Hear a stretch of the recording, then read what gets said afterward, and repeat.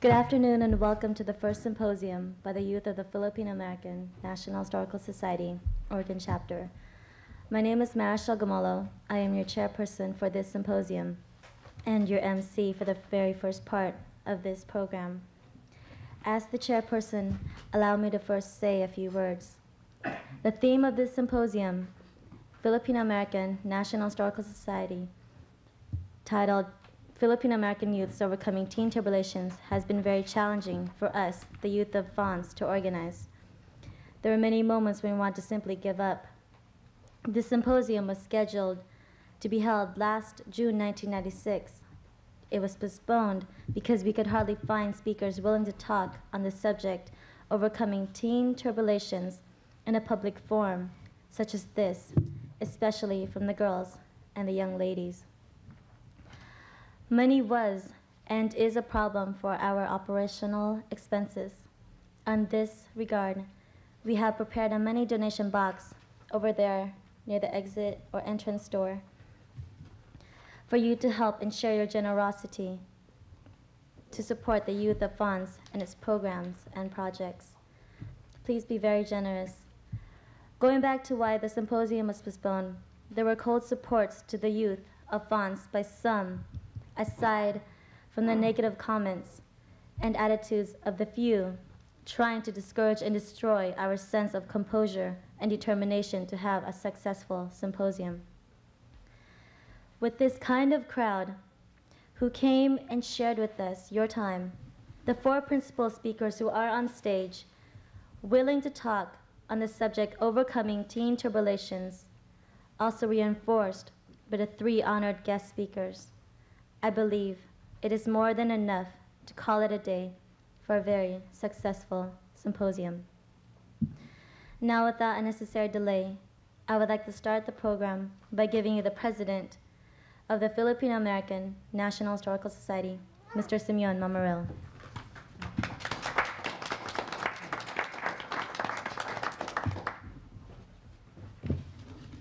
Thank you, Marichelle, and to those present here, welcome and thank you for participating in this symposium.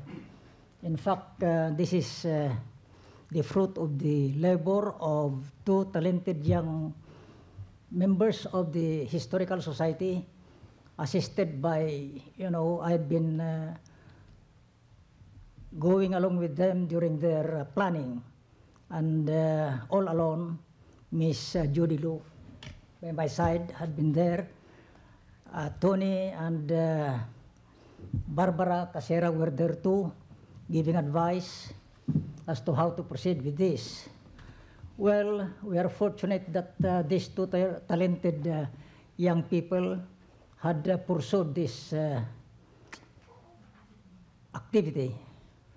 And it is hoped that with our panelists sharing with us their experiences or whatever lessons they might have in life will enrich our own lives.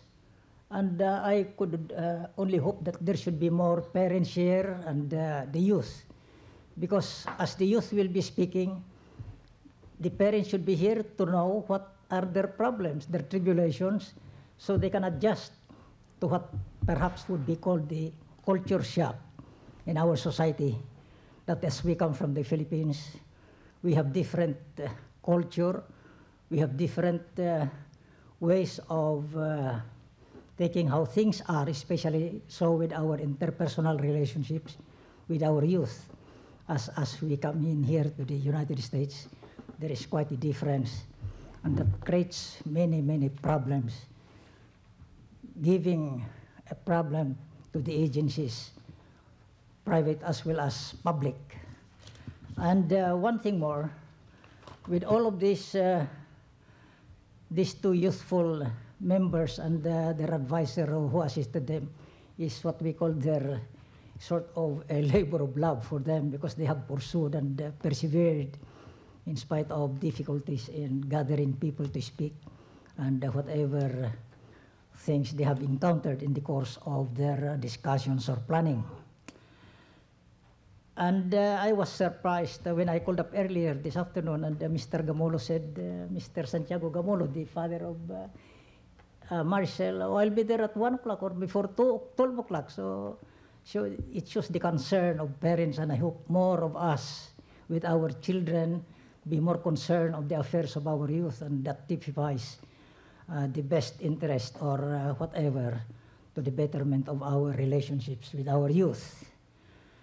Well, I could not be tired telling in every occasions I have with the youth when it has been said that, as they say, that in the midst of the many challenges and changes in our present society, an intellectual ceases to be possessed only with the strong, creative, and scientific faculties. He can no longer set himself apart as an intellectual, but must contribute to his society actively as an economic producer or whatever an asset he has to be in the community, and also in the various fields of activities or human endeavor. What our two youthful co-members or co-chairs are doing is sort of a contribution to our society, and so with our panelist chair, they will share with us. By the way, for the future plans of FANHS, a year hence, we shall have an exhibit here at the Oregon Historical Society. It will be a 6 months period from June to December.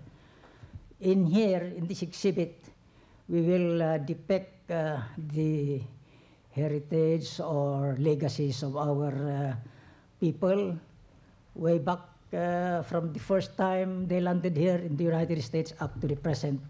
We will depict our contributions to our adoptive country, and to show an example that we should always be an asset, not a liability to our community. And 2 years hence, another big event will be happening here in the city of Roses in Portland, that is, because a nationwide conference will be held here by the Historical Society. All chapters throughout the United States will convene here in Portland. And I hope, again, with your participation, hopefully this will be a success. Thank you again for being here.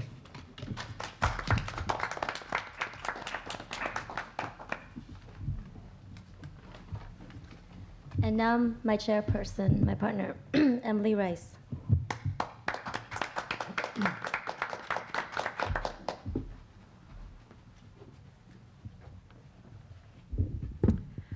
My name is Emily Rice, and I'm currently serving as the chairperson of the Youth of FANHS. Today's topic, Filipino-American youth overcoming teen tribulations, is one that should be confronted not only personally, but should also be addressed by the entire Filipino-American community.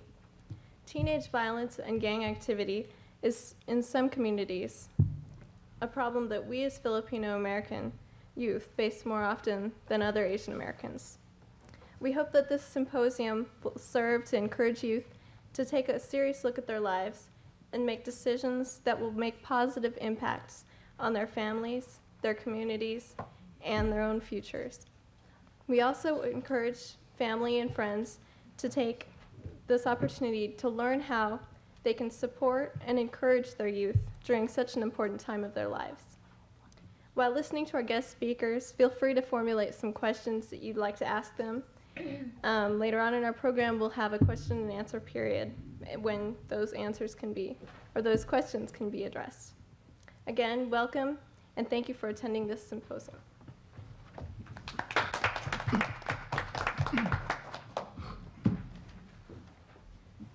And now with great honor, I'd like to present our first principal speaker, Jose Diana.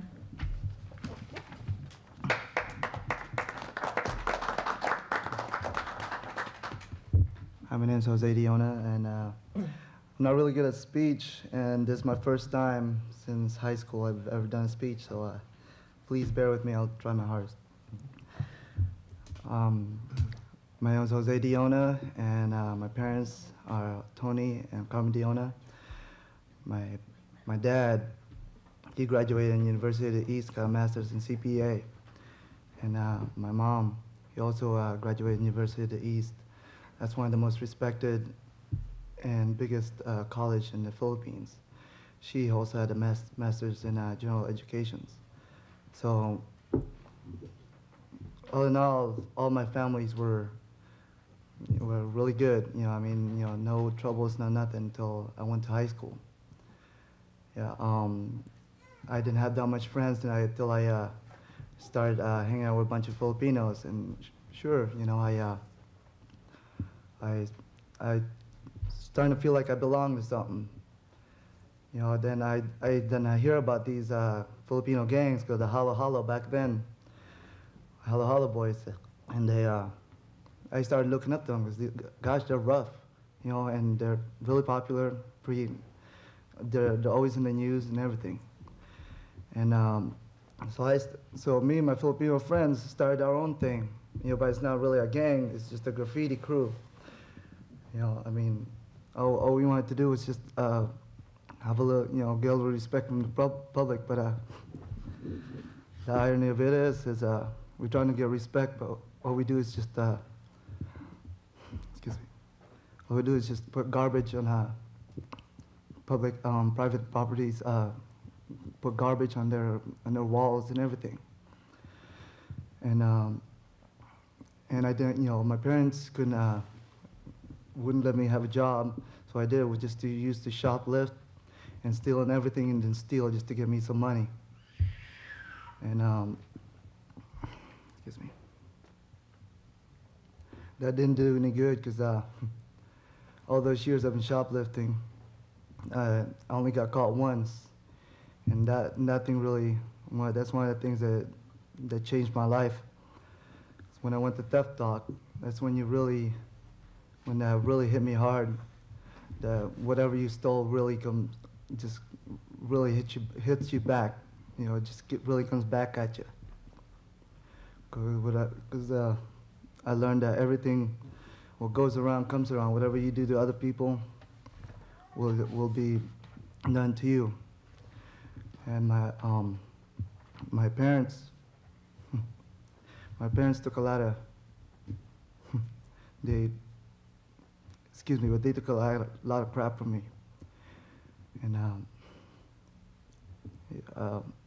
I give them a lot of props because all these years that I've been giving them some trouble, all they wanted to do was give me the best. You know, I mean, do everything for my own good.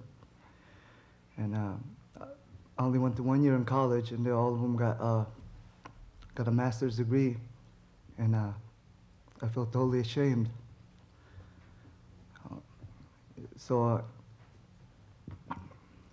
Excuse me. And I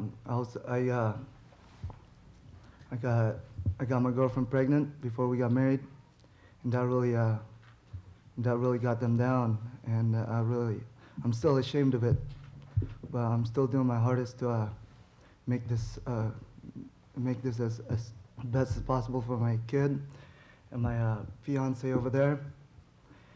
And right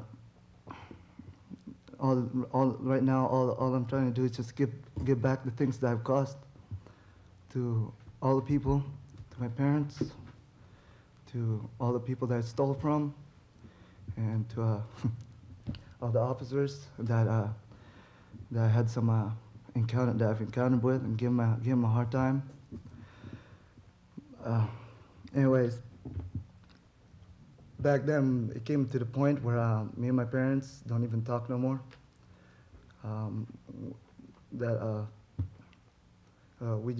I just go in my room and just sit, and then call my friends, and then go out and do some more troubles.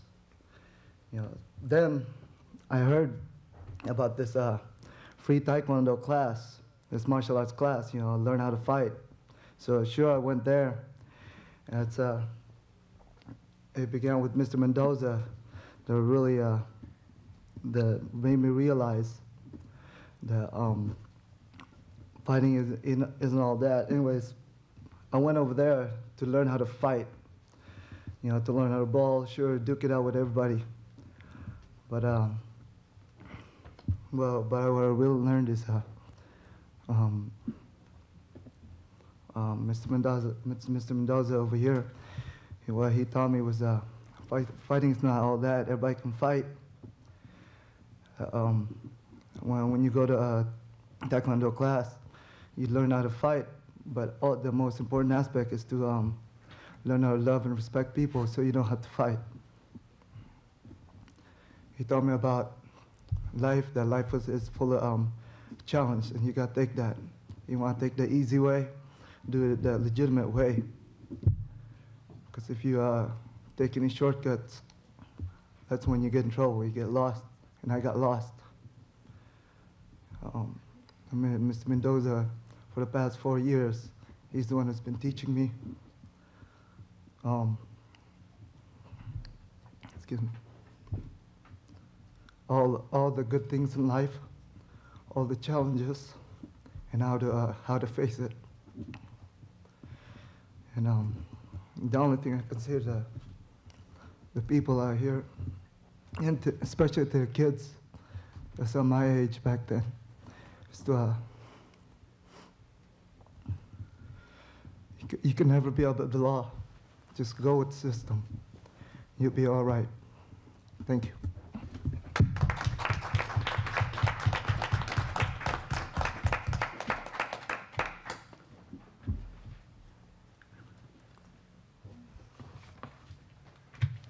And now, Michael Friolo.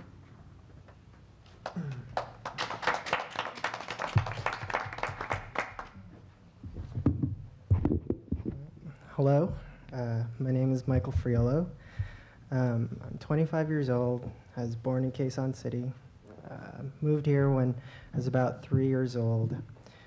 When I was growing up, I didn't have a lot of Filipinos around me. It was a very small community, and I grew up in a very diverse environment.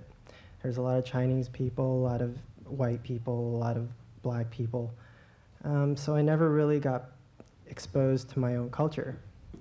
And as a result, I just kind of floated within groups of people. For me, it was a good experience because, you know, I learned to understand other people and get along.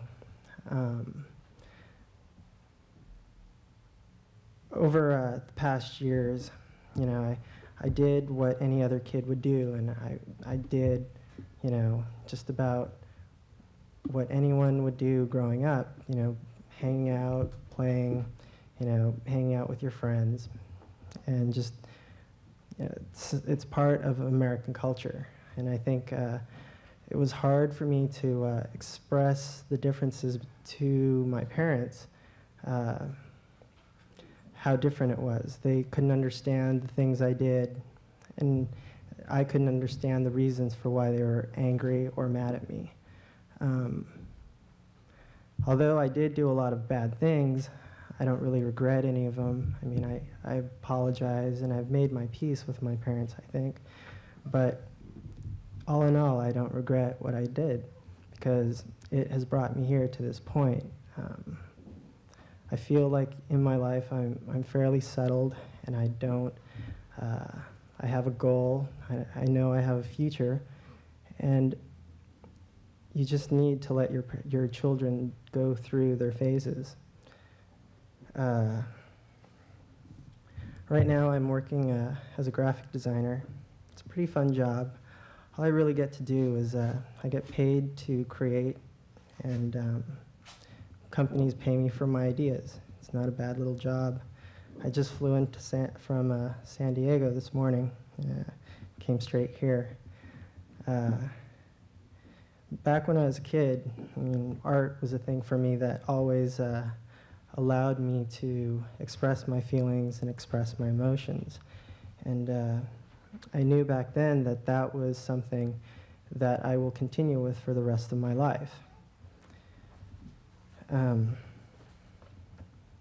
So even back then, I knew that hanging out and being with my friends, there was another goal intended. A lot of my friends now are still in the same position they are today. You know, they're still hanging out, still fixing their cars, and still, you know, working at their little job. But, you know, that's okay, that's their thing. People sometimes take longer than others to find a goal in life. I think, though, that being from a different culture and being from someplace not of this country, you have an obligation to your parents and your grandparents and to all the people that have brought you to this point, because they have made choices in their life to give you choices in your life. There's one point I'd like to make, and that is you have a choice. Your parents have chosen you for a better life. And if it's whether you choose to have this better life, it's up to you. You have vast more opportunities than you would in, say, the Philippines. And that is the bottom line. You are in a place where you can grow and become part of society. And whether you go to school or whether you gain these experiences through life experiences, it's all up to you.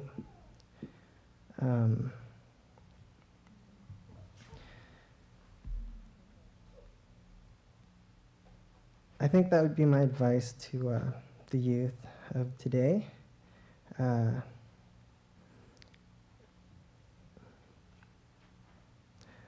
And to the Filipino community, it's really hard for your children, to grow up in a country that they are living in and you not understanding. They are completely from a different world from yours that you are used to, and you need to let them experience their life for what it is, because it's their life. And all you really need to do is to support what they do, to stay on their backs, to keep nagging them and telling them that there is something better. And you just got to hope for the best. And if it doesn't happen, then it wasn't meant to be. And with that, you just need to experience life to its fullest. And that would be that. So thank you.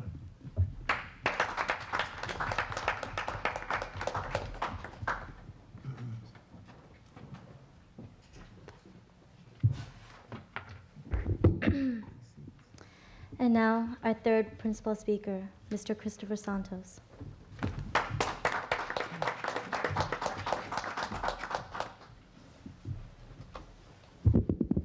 Hello, my name is Chris Santos, 20 years of age. As y'all might know, that I was a victim of a shooting, February 2nd. It's kind of hard to talk about, but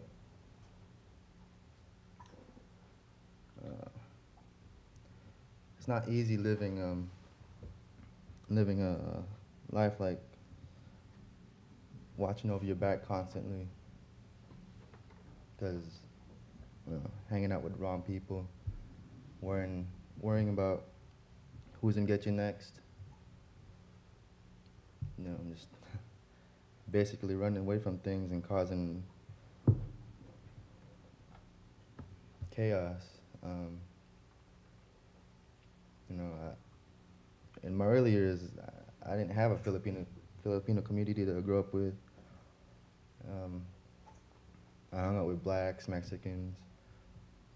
I was a follower, basically.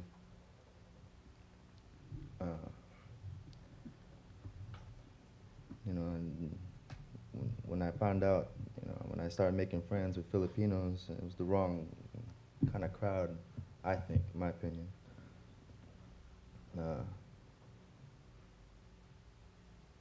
I gave my parents grief, and I gave them all types of hell.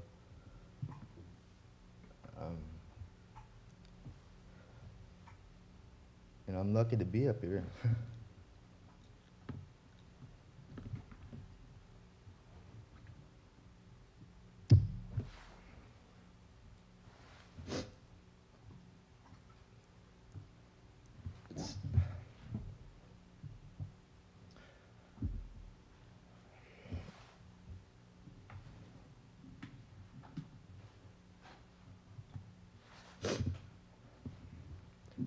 it's not easy.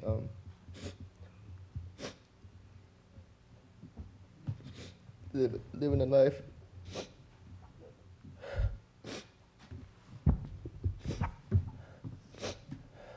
where people look at you as a bad kid.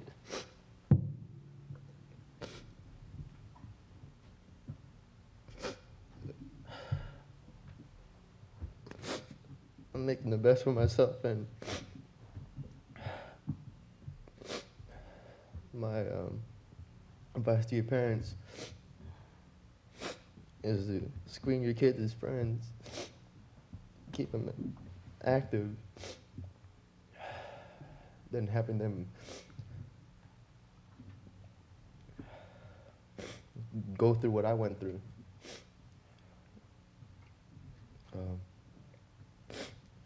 Yeah, it's been a while, but it's still hard to talk about. You know, I think Mr. Mendoza and my good friend Jose, the owner, for being there. And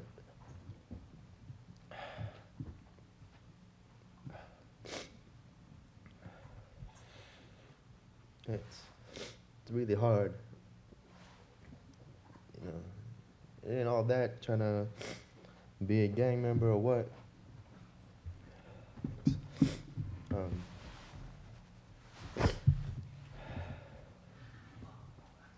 There's other things to do in life rather than run around and causing hell.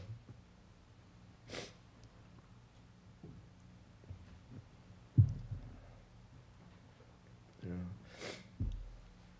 made so many promises to my parents that I change. I think I have. You know, after almost losing my life, it made me realize that I should have realized it before, that it's not all that to begin with.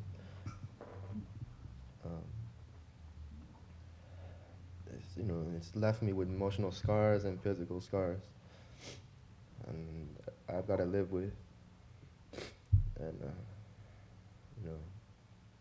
after all this, we had to move out, different house.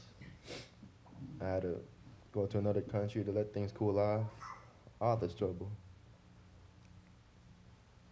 It's not easy.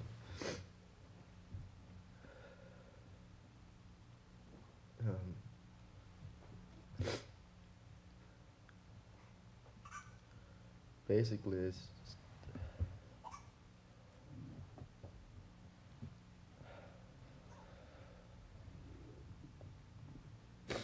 right now I'm just trying to make myself a better person, and, watch what I do and stuff, make better choices in life.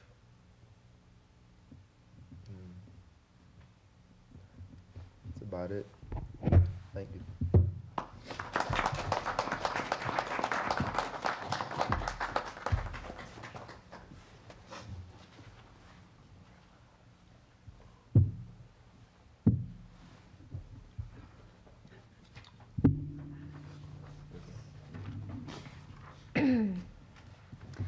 And our last principal speaker, my Taekwondo teacher, Roger Mendoza. I'm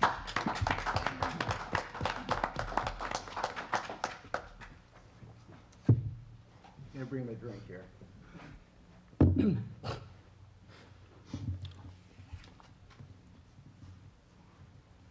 Good afternoon. My name is Roger Mendoza. Like what Jose said, we're not trained speakers.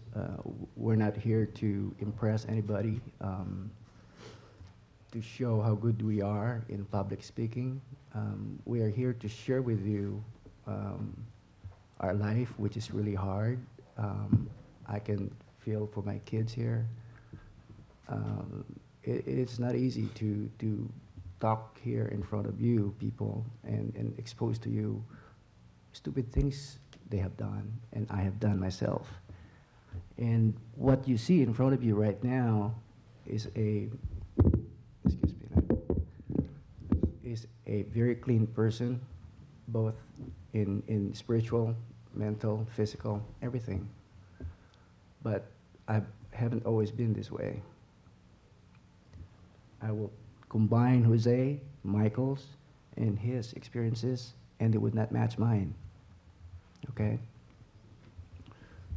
The reason why I asked Marshall to make me the last speaker, because I'm the oldest. I'm 36. Grew up in the Philippines. Basically, my family is considered poor, as well as 70% of the Filipinos considered poor. As a matter of fact, in the Philippines, there's no middle class, upper class, filthy rich, and poor. Okay? When I was born, my mom was 42 years old. My dad was 56. I was the youngest in my family of 6 kids. The 2 older boys were probably, right now, my oldest brother is about 60 years old. So we were like 3 generations of kids. I don't know how my parents did this. I don't think they had any contraceptive or family planning things before, but they managed to make our ages, like 10 years, 12 years apart. The first 2 was, 10, 12 years older than my 2 sisters, and then my sisters were 10 and 8 years older than me and my brother.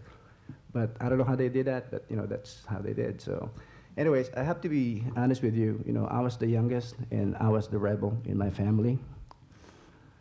I was the black sheep because my mom, like any typical, I guess. Please don't be mad at me. My mom was she was a disciplinarian. She came from a very strict Spanish family. So the way she raised us is the way basically her parents raised her. You could never argue with my mom. You could never say anything back to her because she was always right, okay? My brothers and sisters, when they were growing up, even they were 18, 20 years old, they get still slapped on the butt, My mom basically ruled their lives. She didn't care for, if she didn't care for the person that my brothers were dating, she would interfere and ruin the whole relationship.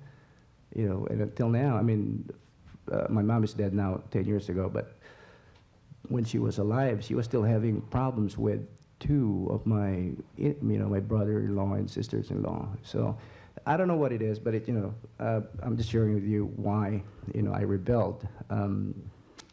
Started smoking when I was 11. Why? Because my mom used to send me to the store to buy cigarettes, right? So, hey, if you're always exposed to cigarettes, why not? Try it. I started drinking when I was 12. Why? Because my dad was always drinking. He was sick, and I think he just needed to forget the pain that he's going through. Okay. My brother, who supposedly, this is my second brother, who supposedly I idolized him. He was a soldier. And I thought, gee, when I grew up, I want to be like him, right?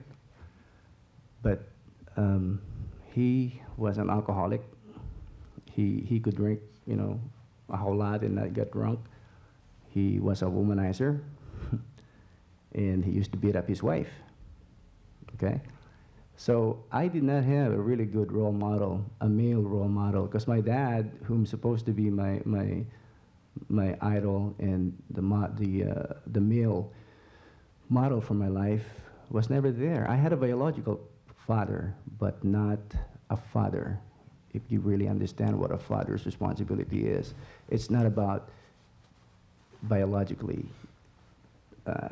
being the father. It's how you spend time in raising your kids and guiding them the right way, because a child needs a role model, both female and male gender. Okay? If you notice, all the broken families right now, the kids are suffering because they're lacking either one. They could not understand what's going on. They're confused. Okay? Anyways, to make my story short, because in the interest of time, I can probably talk to you 3 hours or more for the history of my life. But going through the tribulations of my youth, I tell you, I was two people, okay? And if you don't understand this, I want you guys to, when you go home, look at your child, your kids, okay? And I know that you think, God, this kid is the best kid, in the whole community.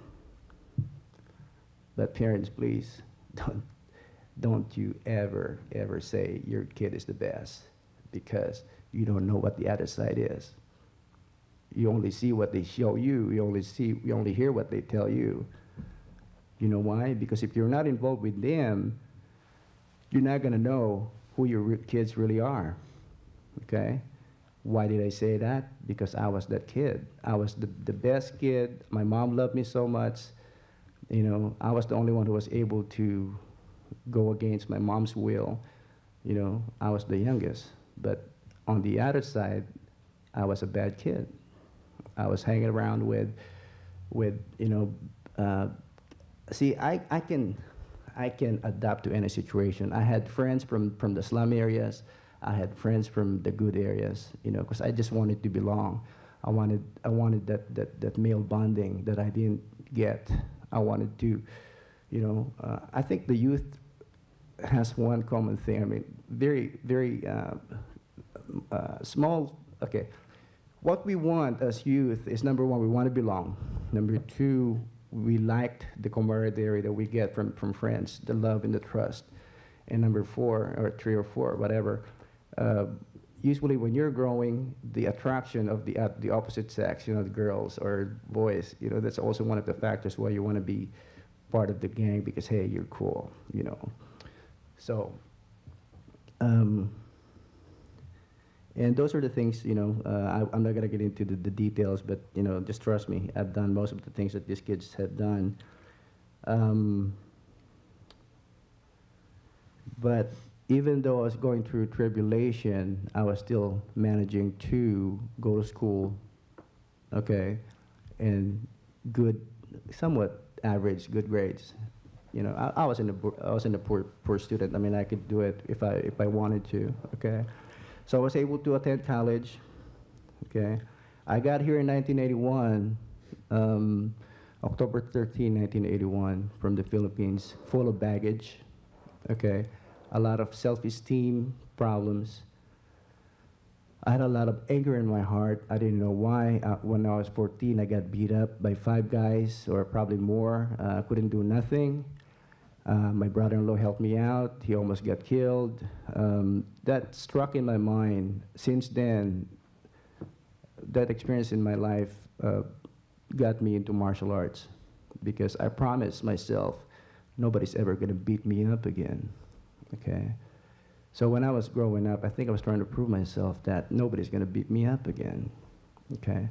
So when there's a fight, guess where I was? If my friend started a fight, guess where I was, There were times that I couldn't go to school for 3 days because people were hunting us down, There were times that my friend's going to be smacked with a big rock in his face, and, we just saved him, and what happened next, There's so many things. So that's why I learned that, having a violent or being exposed to violent environment is bad for you. But if nobody's teaching you, nobody's guiding you, how do you know? Your association is what going to be the factor whether you're going to be going the straight way or the bad way. Okay, people's influence is so strong, we don't even realize it. You hang around with people who gossip a lot, pretty soon you'll be gossiping. Hang around with people that do bad things, pretty soon you'll do the same thing. It's a human nature. So the thing is, what one of the speakers was telling us about is choices. Okay, but how do we know? How do we know how to make the right choices? Unless somebody guides you. And guess what, parents? That is your responsibility. to guide your kids, you know, and hopefully give them the time and give them see, the thing is, you're trying to, you're not putting yourself in their shoes. You're telling them, hey, this is what I want you to do. This is what I want you to be. This is what you have to be. How could they be like you? They're not you. They're their own people. They have their own world. Okay? See, that's what happened to me, to all my brothers and sisters. My mom gave, she put, her expectations to us is so high. She wanted me to be a lawyer. I didn't want lawyer. Law is boring. You know, she wanted my brother to be a doctor. What did he turn into? He became a medical technologies. You know, and we just can't expect kids to say, well, yes, ma'am, I'll do everything. But if they're not happy in doing that, what's going to happen? They're not going to have a fulfilling life.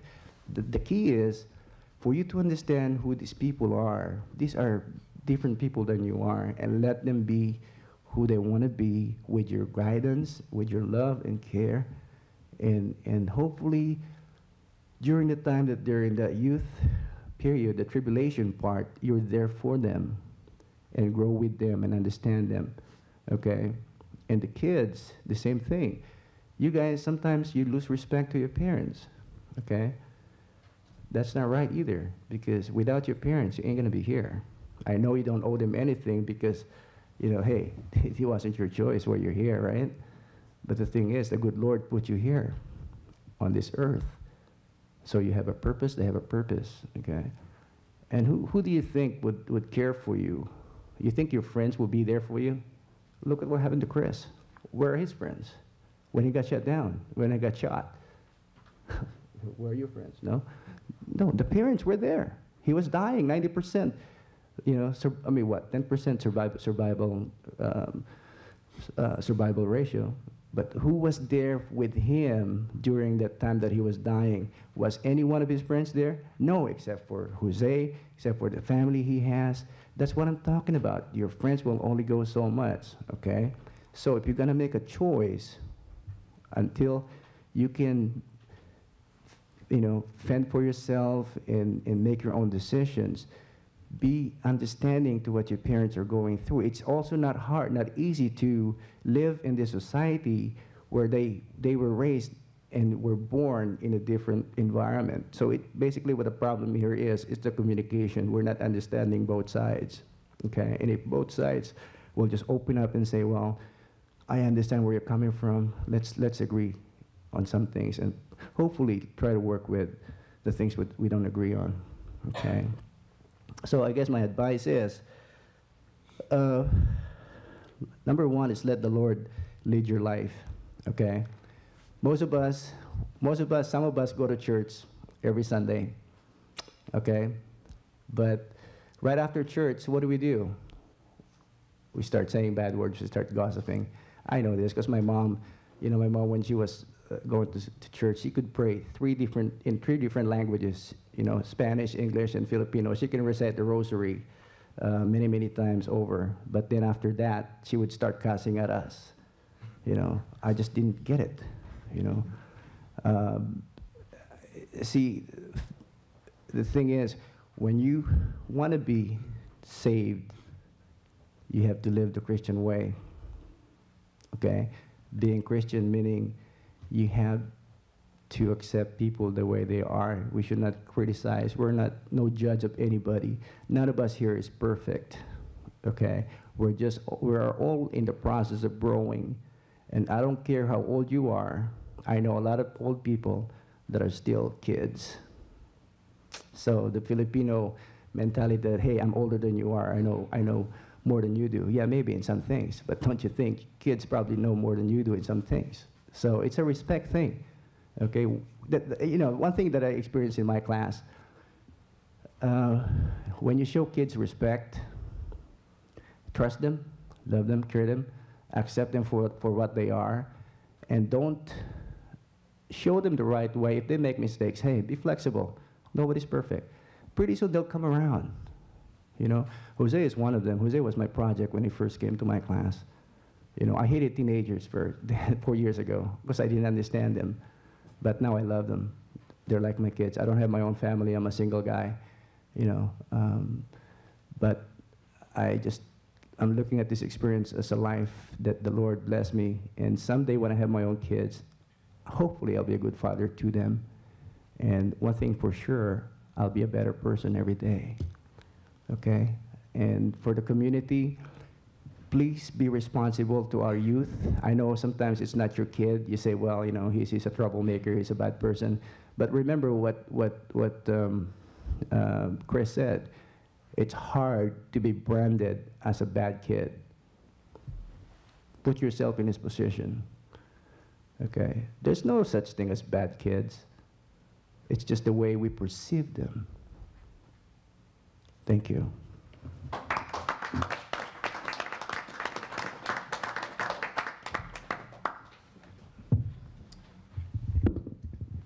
It's time for the break now. Everyone is cordially invited to enjoy refreshments. Please be very generous for your donation to support the youth of FANHS future events. Thank you.